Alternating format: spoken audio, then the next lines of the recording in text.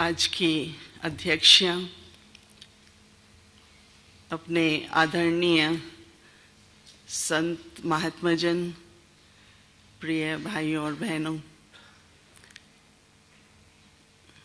आज का जो विषय है कि वर्तमान जीवन में जो हम सभी की ये इच्छा है, मैं ऐसा कह रही हूँ कि इच्छा है क्योंकि आजकल जो लेटेस्ट वर्ड है, बहुत कॉमन और नीडेड शब्द है, वर्ड है, वो है वैल्यूज़। आज से कुछ वर्ष पहले वेस्टर्न कंट्रीज़ में, ईस्टर्न कंट्रीज़ में, वर्ल्ड वाइड सभी लोग मेडिटेशन के बारे में बात करते थे। Meditation was kind of current word, लेकिन आजकल चाहे हम ग्लोबल कॉन्फ्रेंसेस, चाहे वो कॉन्फ्रेंसेस सोशल इश्यूज़ के हों जैसे सोशल समिट, चाहे वो कॉन्फ्रेंसेस वातावरण के बारे में हो, चाहे वो कॉन्फ्रेंसेस पॉपुलेशन के बारे में हो, लेकिन जितनी भी इंटरनेशनल ग्लोबल कॉन्फ्रेंसेस होती हैं उसमें वैल्यूज शब्द जो हैं वो ज़रूर आता है। ये हमने करीब 2-3 वर्ष से ये बात हमारे ध्यान पर आई और उसके बाद आज हम देखते हैं कि जो न्यूयॉर्क में यूनाइटेड नेशंस की तरफ से जो भी इम्पोर्टेंट कमिटीज़ हैं, जो भी इंटरनेशनल प्रोग्राम्स को ऑर्गेनाइज करने वाली कमिटीज़ हैं, उसके बीच में एक छोटी सी कमेटी बनती है जिसका नाम रखते हैं वैल्यूज़ कॉकस, जिसमें हमेशा वैल्यूज़ के ऊपर कि इस कॉन्फ्रेंस के बाद, कॉन्फ्रेंस चलते समय डेलीगेट्स में किस तरह की वैल्यूज़ के बारे में चर्चा की जाए। तो एक तरफ हम ये देखते हैं कि वैल्यूज़ नहीं हैं, पर दूसरी तरफ हम ये देखते हैं कि वैल्यूज़ की चर्चा इस समय पर वर्ल्ड वाइड बहुत है। और उसके बाद मुझे याद है कि 1980 में जब हमारी ईश्वरी विश्वविद्यालय संयुक्त राष्ट्र संघ के साथ नॉन गवर्नमेंटल ऑर्गेनाइजेशन के स्टेटस में आई, उस समय से हम ये चेंजेस देखते आ रहे हैं कि इस समय values in education, values in family, values in corporations, values, सब जगह वैल्यूज़ के बारे में ही चर्चा होती है। लेकिन आज व्यक्तिगत जीवन में अगर हम देखें तो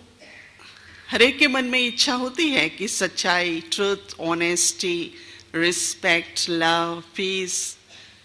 टॉलरेंस, इस तरह की जो वैल्यूज़ है वो मेरे जीवन में आए। लेकिन अगर हम अपनी 2 जनरेशन्स को देखें, 2 जनरेशन्स ऊपर नहीं लेकिन हमारे बाद की जो जनरेशन्स हैं, तो उसमें हमने वैल्यूज़ की चर्चा बहुत कम की, क्योंकि संसार का, समाज का वातावरण ऐसा रहा कि अगर आप ऑनेस्ट हैं तो आप इनफ इनकम भी नहीं ले सकते, और सक्सेसफुल की तो बात छोड़ ही दीजिए। अगर आप सच बोलने की ही बात करते हैं तो आपका इस समाज में सम्मान होगा, फॉरगेट अबाउट इट। तो इस तरह से जैसे कि ये देखा गया कि वैल्यूज़ की सक्सेस स्टोरीज बहुत कम रही, और जब समाज में जिसमें ऑनेस्टी नहीं है और वो भौतिक मूल्य, मटीरियलिज्म के हिसाब से बहुत अच्छे स्टेटस वाला व्यक्ति हो जाता है या उसे कुछ और तरह के सम्मान मिल जाते हैं, तो एक साधारण रूप से ह्यूमन लाइफ में कोई तरह की एनकरेजमेंट नहीं है। तो 2 जनरेशन्स में हमने देखा कि वैल्यूज के बारे में फैमिलीज में, एजुकेशन में और सब ब्रांचेस ऑफ लाइफ से वो डिस्कशन खत्म हो गया था। मुझे याद है कि 2-3 साल पहले मैं मॉरिशस में थी, वहाँ 500 टीचर्स के सामने वैल्यूज पर एक टॉपिक चली। तो उसके बाद वो प्रिंसिपल कहने लगे कि जो बात आप कह पा रही हैं वैल्यूज के बारे में, मैं नहीं कह सकता अपने विद्यार्थियों को। मैंने कहा आप क्यों नहीं कह सकते? क्योंकि वैल्यूज की बात करने के लिए ये जरूरी है कि जो वैल्यूज को अपनाता है, उसके ऊपर विचार करता है, उस पर विश्वास रखता है, वही उसकी चर्चा भी कर सकता है। तो ये जो मिसिंग गैप है हमारा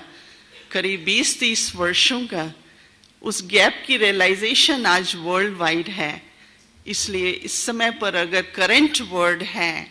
हॉटेस्ट वर्ड है, तो वो वैल्यूज ही हैं। लेकिन अपनी जीवन में इस तरह से सिर्फ एक संकल्प रखना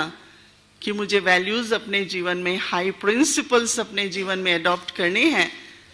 उससे ही कोई वो प्रैक्टिकली जीवन में तो नहीं आता। क्योंकि जैसा आपने पहले भी सुना कि अगर आप कोई भी प्रिंसिपल अडॉप्ट करते हैं, कोई भी वैल्यू अडॉप्ट करते हैं, तो उसमें कुछ डिफिकल्टीज, कुछ ऑब्स्टिकल्स आते हैं और उसमें किसी तरह का एक फर्म डिटर्मिनेशन, फर्म फेथ, कोई आत्मिक विश्वास, इस तरह का सेल्फ ट्रस्ट, कुछ ऐसी क्वालिटीज चाहिए होती हैं। और जब तक वो इनर स्ट्रेंथ नहीं है तो कोई भी परिस्थिति, कोई भी घटना, कोई छोटी मोटी बात भी आपको एकदम आपकी वैल्यू को शेक कर सकती है और आप कॉम्प्रोमाइज करने को तैयार हो जाएंगे। आप कहेंगे क्या है, अगर कहीं लोभ है, थोड़ा धन मिलता है तो ऑनेस्टी को फॉरगेट कर जाएंगे, कहेंगे क्या बड़ी बात है, छोड़ दो, इस समय तो ये मिल रहा है। तो इसलिए जब तक हमारे पास आध्यात्मिक शक्ति नहीं, इनर स्ट्रेंथ नहीं है, तब तक वैल्यूज की एक मान्यता रहेगी, परंतु वो प्रैक्टिकली हम जीवन में we could live that life, वो संभव नहीं है। तो इसलिए सबसे पहले आज मैं इस बात पे सोचती हूँ और जो मैं विचार आपके सामने रखना चाहती हूँ कि अगर हम चाहे स्पिरिचुअल वर्ड यूज करते हैं, आध्यात्मिकता, आध्यात्मिक शक्ति, लेकिन आध्यात्मिकता का सबसे पहला इंपॉर्टेंट फाउंडेशन है आध्यात्मिक ज्ञान, स्पिरिचुअल अंडरस्टैंडिंग, स्पिरिचुअल नॉलेज। क्योंकि जब तक मुझे अंडरस्टैंडिंग नहीं है तो अंडरस्टैंडिंग के बाद दूसरी क्वालिटी आती है अवेयरनेस, उसकी स्मृति, उसका एक्सपीरियंस। तो पहले अगर ईश्वरीय ज्ञान प्राप्त हो, और उस ईश्वरीय ज्ञान में भी 3 बातें विशेष, ज्ञान का तो बहुत विस्तार है, लेकिन सबसे पहली बात कि अगर आज मैं जब खुद के बारे में सोचती हूँ, विश्व के बारे में सोचती हूँ कि प्रजापिता ब्रह्मा के द्वारा परमात्मा शिव बाबा ने हमें इस तरह का विजन न दिया होता, इस तरह का दिव्य साक्षात्कार न कराया होता कि मनुष्य जीवन क्या है, क्या हो सकती है और विश्व कैसा था और कैसा फिर बन सकता है। बिना इस तरह के विजन के कोई एम नहीं बन सकती लाइफ में, और जब तक एम नहीं है तो एट्रीब्यूट्स आए, वैल्यूज आए, वो पॉसिबल नहीं है। तो सबसे पहली बात जो इस ईश्वरीय विश्वविद्यालय में जो मैं परम सौभाग्य समझती हूँ कि हम सभी को प्राप्त होती है, वो है एक व्यक्ति की लाइफ के बारे में क्या विजन है, वर्ल्ड के बारे में क्या विजन है, जो हमारे जीवन में एम को, लक्ष्य को फॉर्म करता है, जिसमें मेरा व्यक्ति का एक ह्यूमन बीइंग,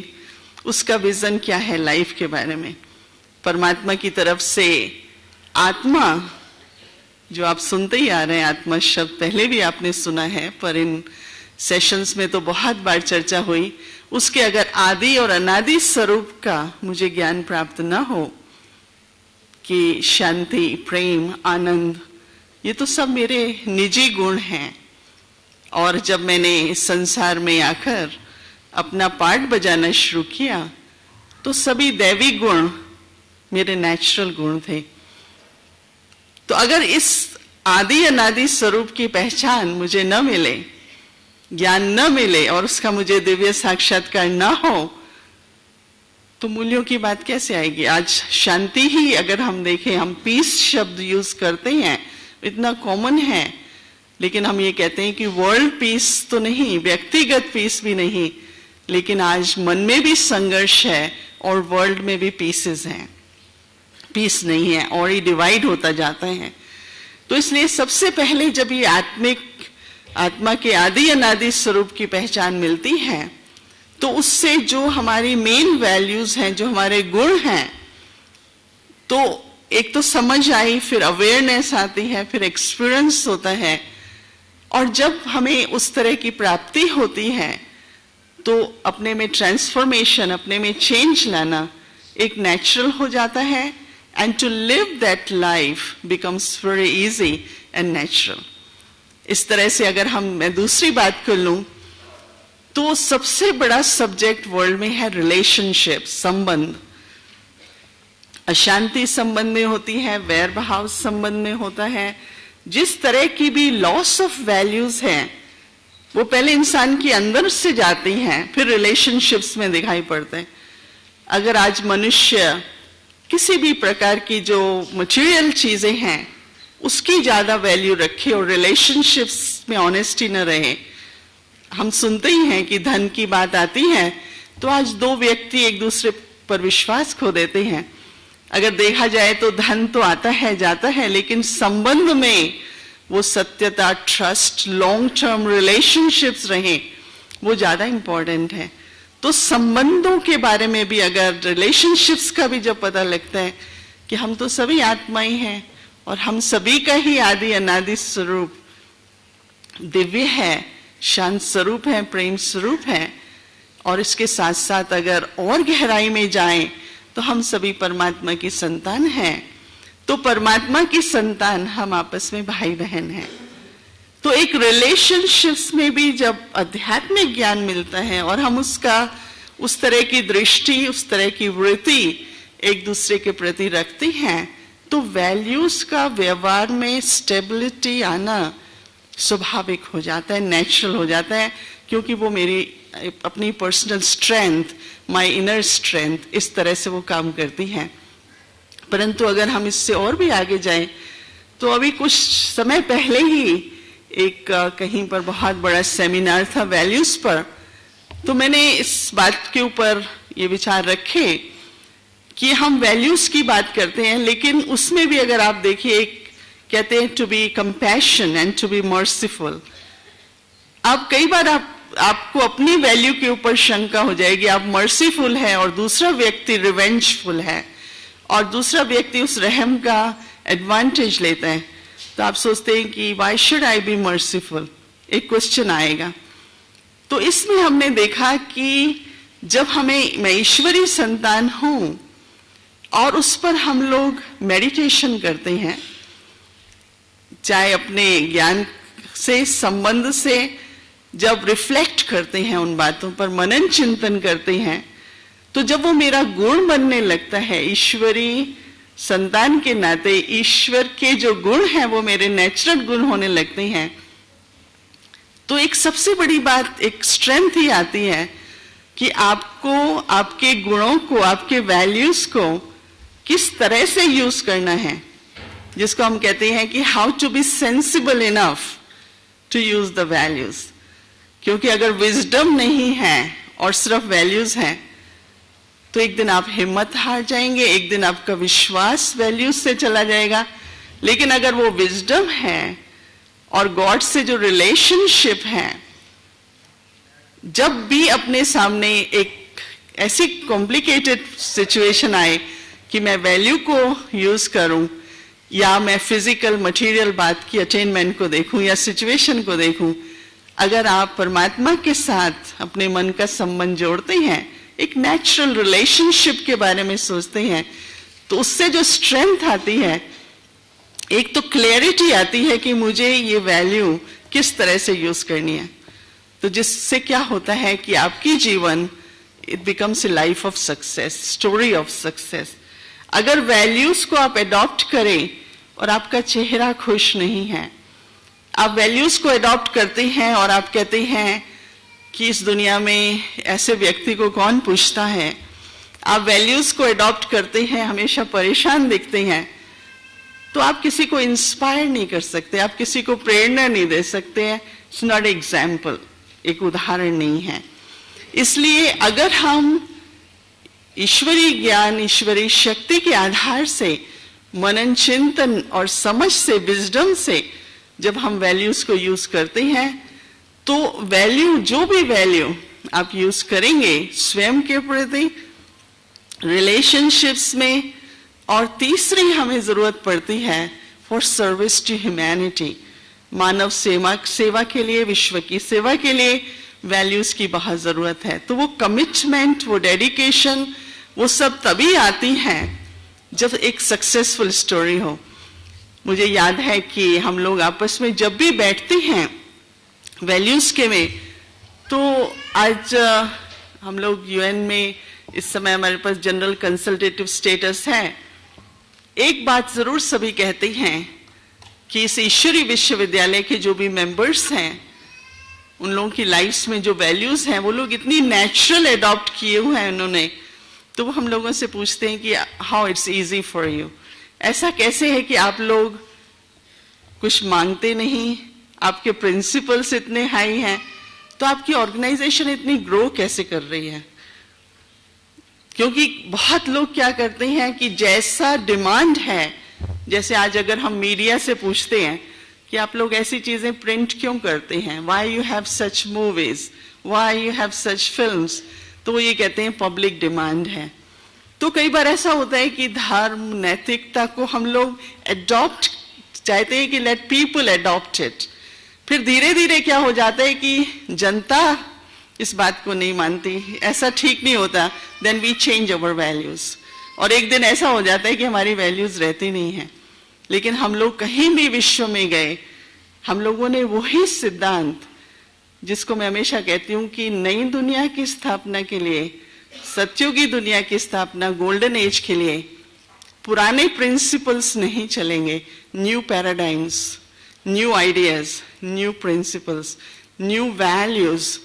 जब तक हम लोग उनको अडॉप्ट नहीं करते हैं, तो without new paradigm, paradise to be established is impossible. तो वो न्यूनेस क्यों है? क्योंकि अगर हम लोग परमात्मा की शिक्षा के आधार से उन वैल्यूज को प्रैक्टिस करते हैं, न कि how people adopt to it, will that country accept us, will country agree to what we say, will politics, will other branches of the life will accept it or not. तो हम लोग वो accept कराने के उसमें we change it and we think that's more in demand. लेकिन वास्तव में अभी हम रिसेंटली एक प्रोग्राम चला था कॉल ऑफ टाइम, जिसमें हम लोगों ने कुछ वर्ल्ड के लीडर्स आपस में मिलकर चर्चा हुई थी। तो उन्होंने कहा कि सबसे बड़ी बात, our hope is in this organization and one of the reason is that they have new paradigms. जैसे आप परिवार में रहते हुए ब्रह्मचर्य व्रत का पालन करें, आप परिवार में रहते हुए एक ट्रस्टी होकर रहें, आप सब कुछ करते हुए अपनी जो भी रेगुलर एक्टिविटीज हैं उनमें रहते हुए भी अगर आप लोग मेडिटेशन भी कर सकते हैं, या हमारे यहाँ एक सिद्धांत है कि हमारे यहाँ जो भी शिक्षा दी जाती है उसकी चार्जेस नहीं ले जाती। तो लोग कहते हैं सारे वर्ल्ड में कोई ऐसी संस्था नहीं जो सब कुछ इस तरह से फ्री ज्ञान दे, लेसन्स दे, और सब जगह नाश्ता होता है तो भी $10 डालो, लंच होता है तो 25। तो उसको उन्होंने ये सोचा कि इससे न्यू प्रिंसिपल,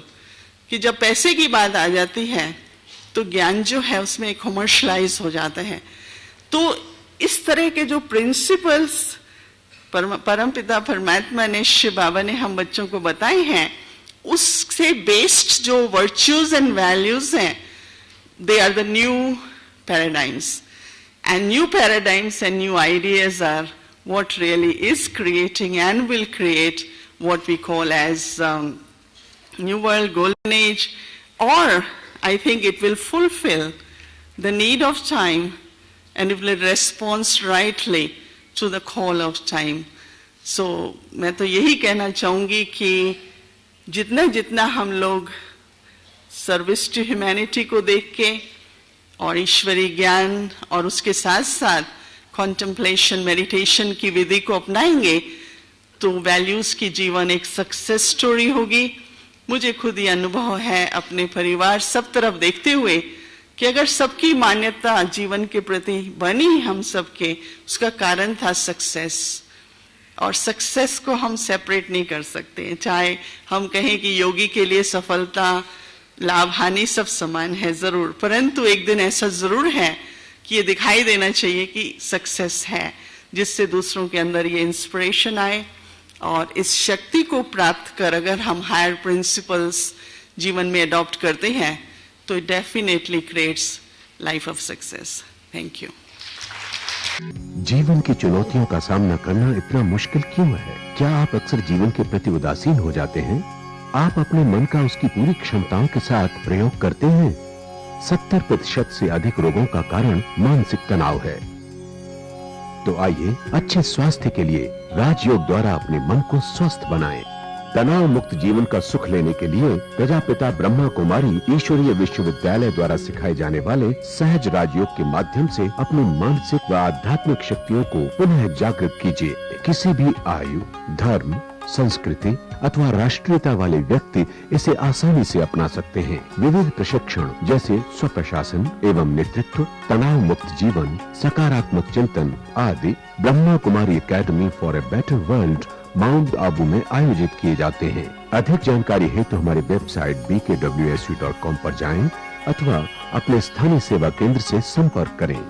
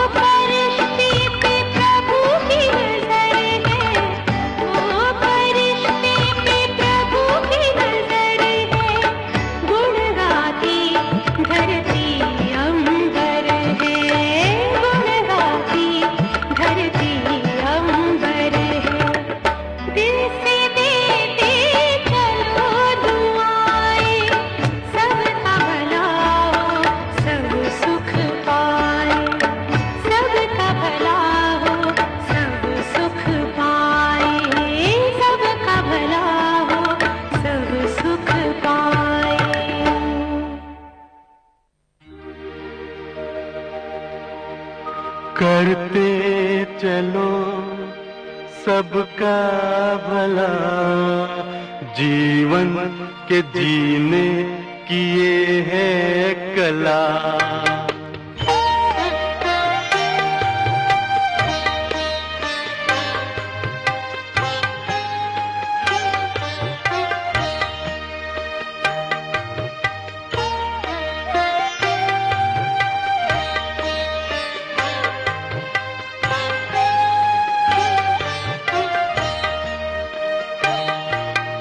करते चलो सबका भला, जीवन के जीने की ये है कला। करते चलो सबका भला, जीवन के जीने की ये है कला। करते चलो।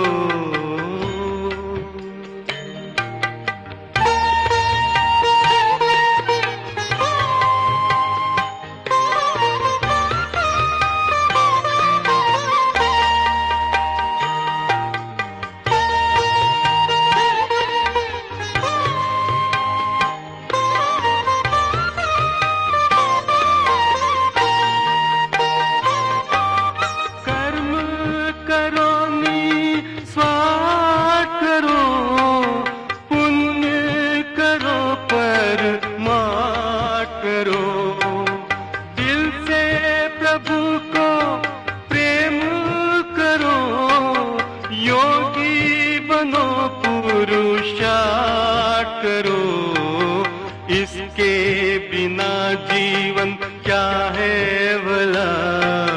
जीवन के जीने की ये है कला।